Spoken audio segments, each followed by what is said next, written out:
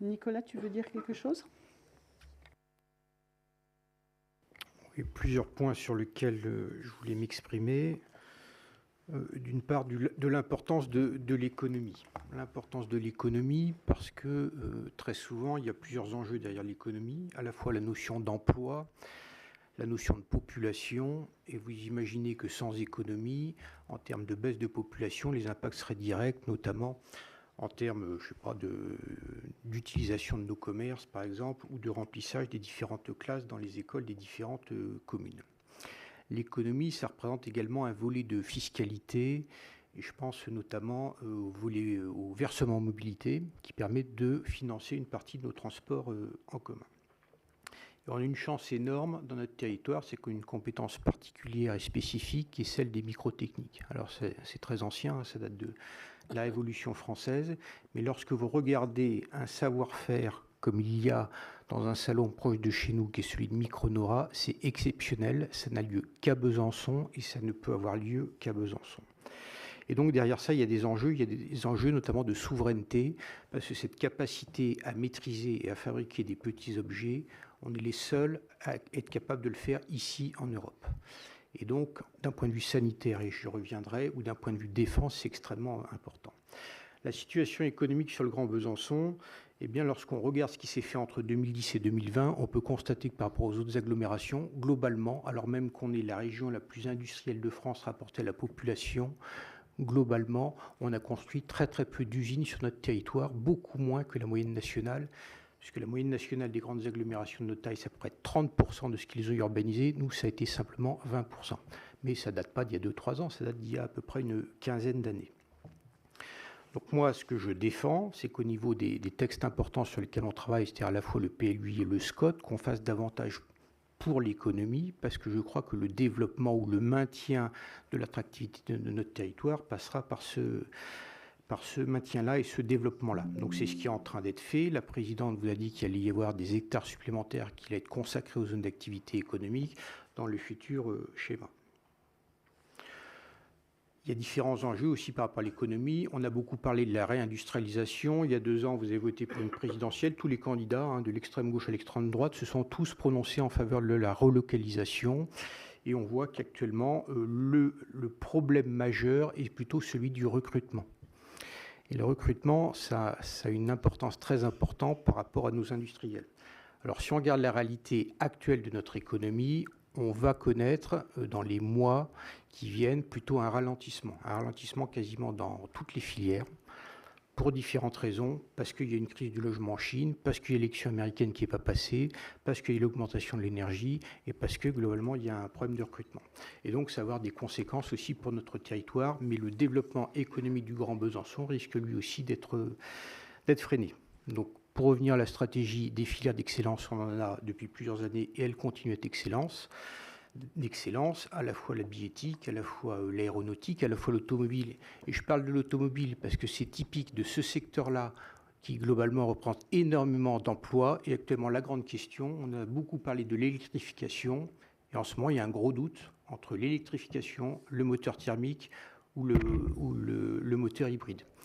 Et donc, tous les sous-traitants que nous avons sur notre territoire se retrouvent un peu perdus parce que, globalement, par rapport aux grands donneurs d'ordre, eh bien, il y a une grosse hésitation sur la politique à mener. Et donc, ça se ressent, y compris chez nous. Et en même temps, ces filières d'excellence, on ne s'ancre pas uniquement dans le passé, c'est également des filières d'avenir.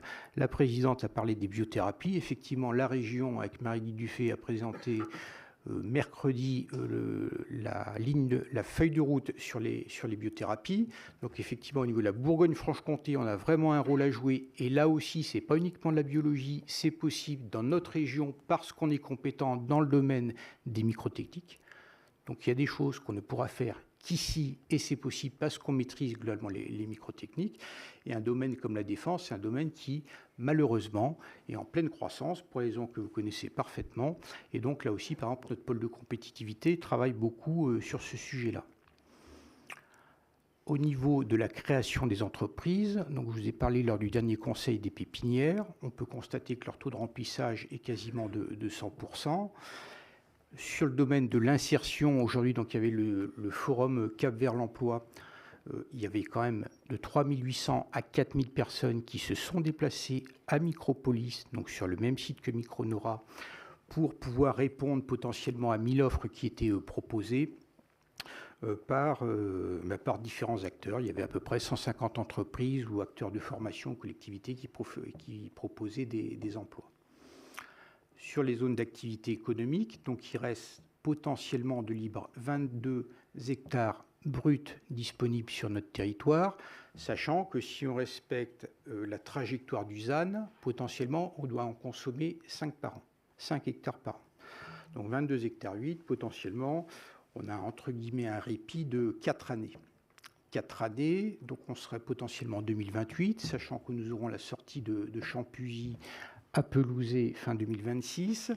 Début 2028, Champ-Chevaux sur la commune de Saint-Vite, et puis courant 2028, la zone de Marchaux, Chaux-de-Fontaine. Donc simplement, il faut quand même qu'on soit conscient dans ce que l'on se dit, c'est que globalement, le droit de l'environnement a pris énormément de poids ces dernières années. C'est très bien, mais ça veut dire que le droit de l'urbanisme, potentiellement, a pris moins de poids. Et donc, il y a une obligation de réaliser des études. Et moi-même, j'ai été étonné lorsque j'ai présenté ça à Champ-Chevaux. Il y a bien une dizaine d'études différentes qui sont obligatoires avant de pouvoir réaliser une zone d'activité économique. Et donc, le service économie et GBM, bien évidemment, respecte tout ce qui est demandé par l'État notamment.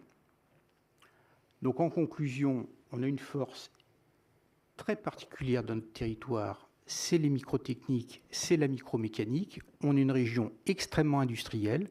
En revanche, c'est vrai qu'il y a une concurrence entre territoires et il faut aborder cette concurrence. Il ne faut pas globalement accepter